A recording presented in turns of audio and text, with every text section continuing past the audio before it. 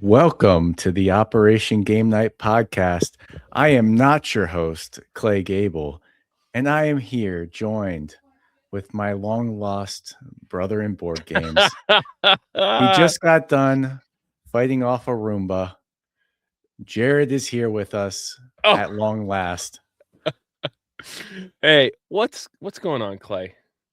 Not too much. Yeah? Just It got back from DC, getting to play a game with you. Oh my gosh, it was top notch. But I'll tell you what, I drank a mini Diet Coke. We maybe need to discuss that on an over the fence, but mini Diet Cokes got me hyped for today's episode. But obviously, if you allow me, Clayton, for a second, just to Yeah. address the elephant in the room. Yes, I have been taking a break from the podcast. I did have an unfortunate death in the family, lots of craziness going on at work, and so you will see less of me, but that's okay. My love is still with the podcast, and I just wanted to say publicly thank you to Clay and to Travis for really supporting me and my family through a tough time. And I know you guys always got my back, and I love you, Clay. I love you, Travis, when you listen to this podcast. We love you too, big guy. But I just wanted to take this chance to absolutely shout out an awesome game, like you alluded to, that we played over the weekend while you got to run down to DC. It's Moon Colony Bloodbath. Okay, Donald X Vaccarino, absolute legend in the sport. The creator of Dominion, a game that I have not played yet, Clay. So add that to your list. Yeah, that's a big blind spot right for Yeah, you, Jared. The deck yeah, building man himself has not played the Dominion. granddaddy of deck building games. Yeah, the Catalina wine mixer. I haven't done it. But this awesome is a card build, a deck builder, tableau builder, your resource gathering. Yeah. Um, did I hit all the mechanisms? Yeah, I mean, you got the engine building, tableau Engine building. building. There Yeah. you go. I Oh yeah. don't know. I think you got them. And it is a little bit of deck building, but not your personal deck. You're building that It's a progress deck. it's like you're in this terrible bloodbath together, but you don't want to be in this bloodbath together. I love the way that the game progresses because you are all drawing kind of these action cards from a single deck, and everyone gets to take their turns simultaneously. There's not too much interaction between the two players. Like, I can't put a card into the deck that makes Clay lose a bunch of points necessarily directly. But you essentially keep going through your turns, and there's only four good actions, I would say, that are built into every kind of cycle in this game. And so you can either take resources. There's a couple different resources: money, food, and boxes. Kind of like these kind Just of boxes. I don't yeah. Yeah, they're What is just the technical boxes. term on these boxes? See if we You can pull know, up a picture of it. it's the action's called restock. So Restock. Yeah, it's like you're in an Amazon warehouse on the moon, and these robots are trying to kill you. So you better restock. Um, but you can use all three of these different resources for different things to help you extend your life on the moon bloodbath that you're a part of. That you don't want to be there. Oh, and I failed to mention the people resource too. You have a certain number of people on the colony that are slowly dying as these horrible bloodbath events happen. And like I was mentioning, you can take different actions or build buildings that give you benefits. That's the engine building part of it, that either help you, get more of the food or the more people on your colony, or help the boxes have, they have like special effects or something like that. That was really cool. And so there is like a central draw pile for these buildings, and that's one of your turns too. You can research to grab more of these cards to look at and say, which one of these will work really well with my engine? We did play it with one of our buddies who absolutely throttled us both times because he was able to figure out how do I piece together this awesome engine, and it, like, I don't know, he it just clicked with him. Maybe it's the Space Force in you guys. I don't know. Yeah, It didn't was work for me. yeah, way above and beyond. It was awesome. But one of the cool things about building these buildings and, building your engine is when you put down the building, it costs money. What you need to do is to actually build these facilities for your colony. But every time you build something, you get more people or the opportunity to get more people.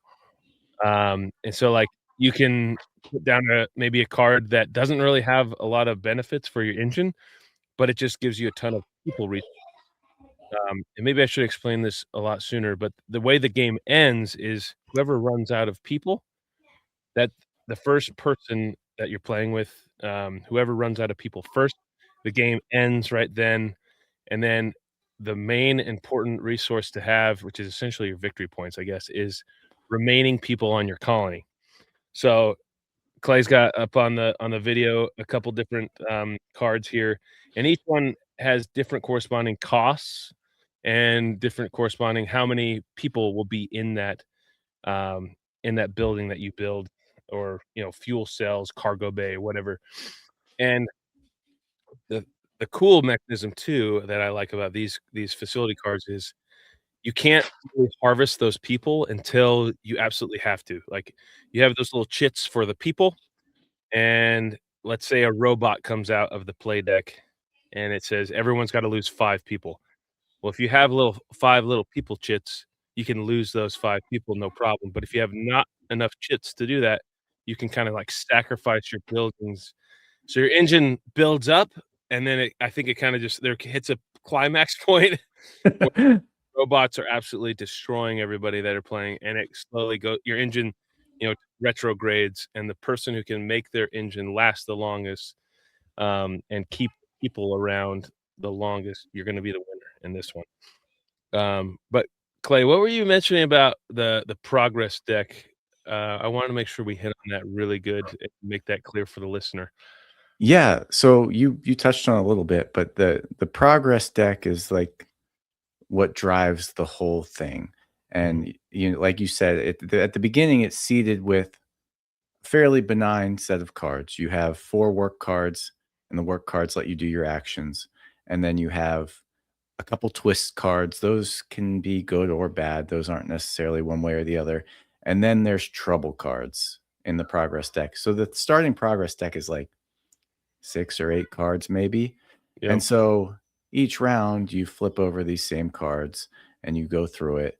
But as the game goes on and trouble happens, you Oh, start trouble. adding the events, and the events will be not good. So it starts out easy. You get hunger added to the deck. So now with hunger, you have to, every time that comes up, you have to pay a food for every Mhm. building that you have. And if Yep. you can't do that, you lose people. Yep. And then, the next event is called paperwork, and that gets added to the progress deck. And so now every round you have hunger coming up and you have paperwork coming up. Paperwork makes you draw a card. Sounds good, but not really, because then you have to discard 2 cards. Yep. So you quickly start having to contend with this progress deck that keeps building negative things, and you only ever get to keep doing your 4 work actions. Yep. So each round, it just gets built up, and you have ways to, everybody has their own little hand of perk cards that you can put into the progress deck, which are super nice. So if you play a card that says you may add a perk to the progress deck, well, now every time through the progress deck, your little perk's going to come up, and you're going to get like 2 money just when it comes up. And that's just a thing for you. That's a nice little play benefit. Yep. And then you go to the next thing that Yeah, says, I was definitely getting a little jealous when I saw your perk cards continuing to pop up, so, yeah, that was frustrating. yeah. So I'd never played a game like this where you are like collectively building this deck that just keeps progressing. Like, I mean, there's certainly games where you have an event deck, but I can't think of one I've played where it builds in this way. And Yeah. I thought it was super cool just as you go through the game and you know what's coming up and you're like, okay, I know I want to have a box ready because this one card, when it comes up this round, I'll be able to use my box to get 4 food and then I can do XYZ with it. But like Jared mentioned, the rate at which the bad things start to ramp up is almost comical. I mean, Yep. we flipped over in the last round. I think we flipped over 8 cards in a row that were all like lose 7 people, lose 5 people, lose 4 people. And Yep. you know, you're just okay, this building's gone. This building's gone. That building's gone. Oh my god, there's nothing left. Yep.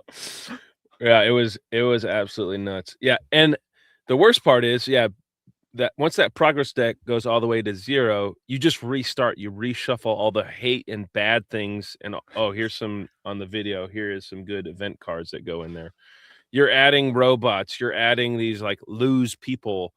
You have to like like one of the times, one of the robots, maybe it's like you have to have at least 8 food or else you lose 3 more people. So go F yourself. And so like you only know there's going to be 4 good things in this whole damn deck.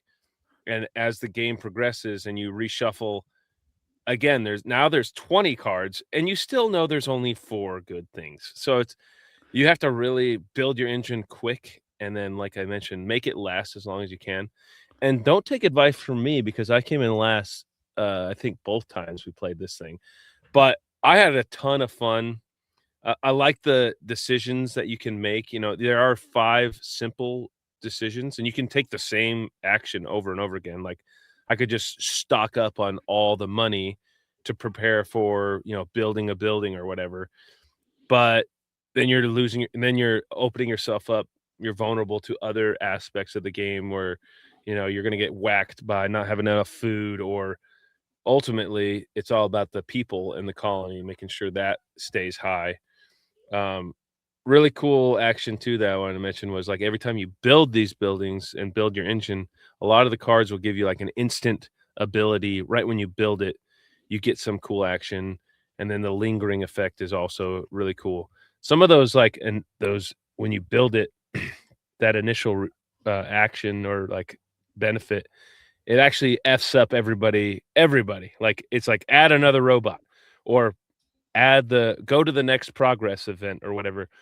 And whenever you add a card, it goes essentially directly on top of the draw pile, and that will absolutely happen right away. And then next time it's going to be shuffled in, and you don't know when it's going to come up, but you know that you just put hate into the deck.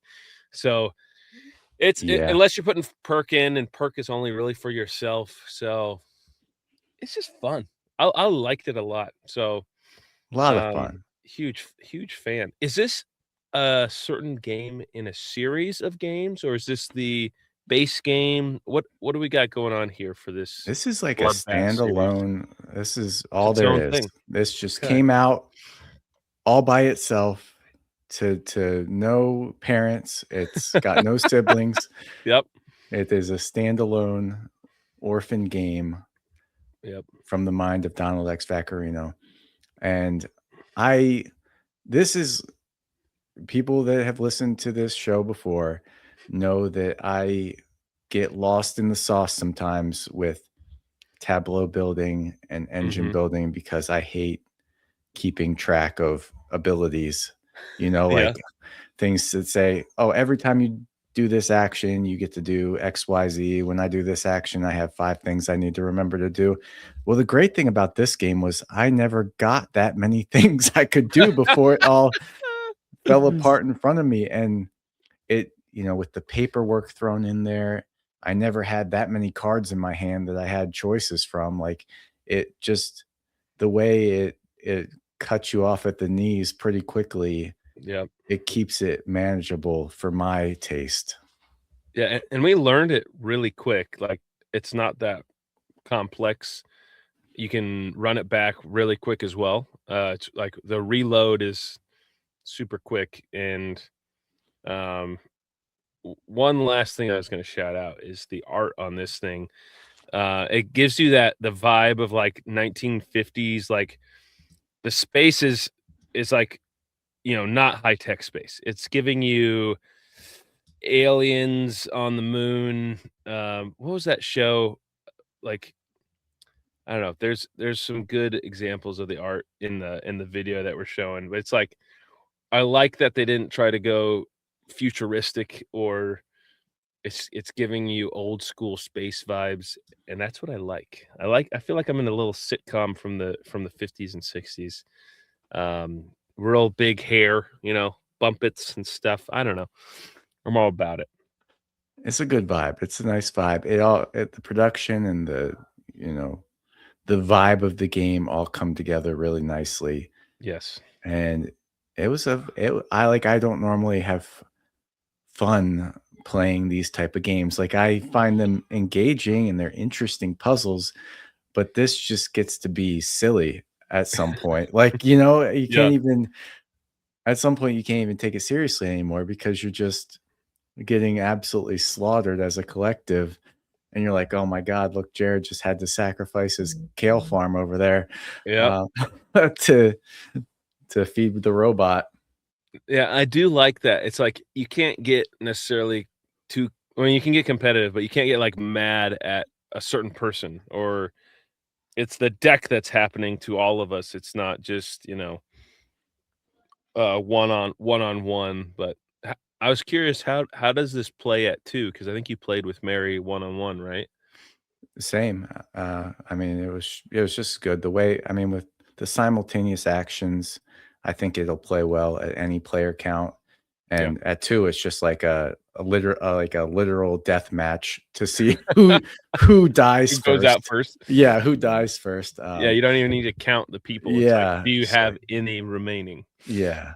Yeah. What do you think? I mean, do you think this is a game that you could be a stepping stone to like a terraforming Mars? Whoa. Like that you would introduce to people, and it's got similar things going on with tableau building and the space theme and Yeah. um, I pan. was literally thinking about this because our good friend, he invited me to another party this weekend, which I might be attending. I don't know. We'll see. Ooh, And they're talking about space themes and stuff like that. And he brought up this game, and I was like, what would be a great follow on to this one is Terraforming Mars, the dice version. And I I mean, I think we kind of talked about it this weekend. Terraforming Mars itself is a great engine builder, but it is so damn complex, and keeping track of like long. 30 or 40 cards and Yeah, like continuous actions and actions that you can take once something happens, chain reactions, it gets a little mind numbing.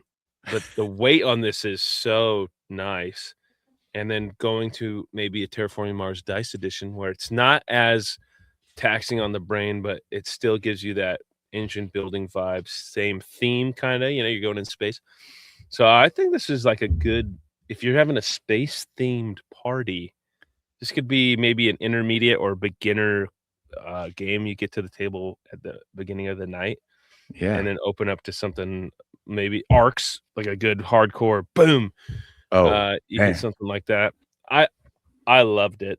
Huge fan. I was so excited to show it to you and Cole because Yeah. I know you're a little engine building boy, and Cole likes a good theme. And I mean, Cole he was like immersing himself in the world he was building.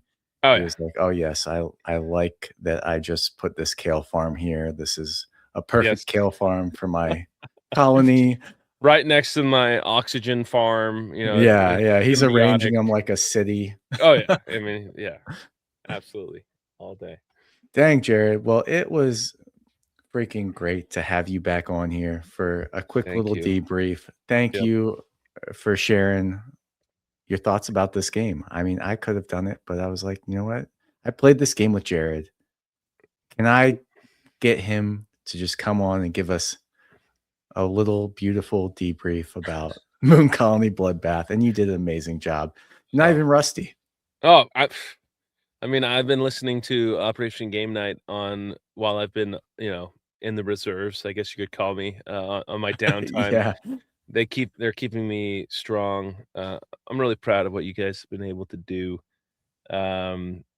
What we have been able to do Yes. with this podcast, and it was a pleasure coming back on it. And I hope I can sneak in a couple more episodes every now and then. So You'll have to keep me posted on that game night this weekend. I will.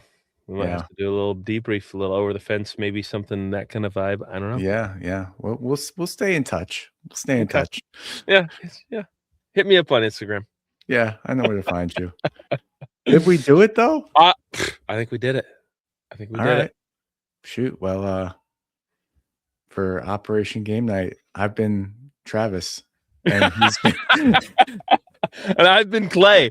Yeah, and I guess we're out then. Click that button. Oh shoot, I wasn't on the button. Here we go.